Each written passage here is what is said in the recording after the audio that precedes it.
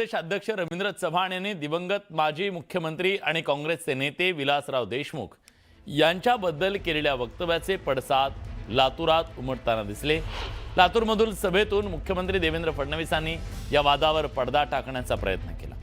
विलासराव देशमुखांचा महाराष्ट्राच्या जडणघडणीत मुलाचा वाटा आहे, त्यामुळे सगळ्यांनी त्यांच्याविषयी नितांत आदर आहे असं फडणवीस म्हणाले।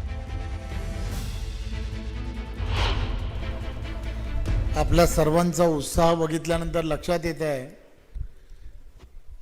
की 100% विलासरावांच्या आठवणी या शहरातून नक्कीच पुसल्या जातील, यात काही शंका नाही। या ठिकाणी काही गोंधळ तयार झाला, काही कन्फ्युजन झालं।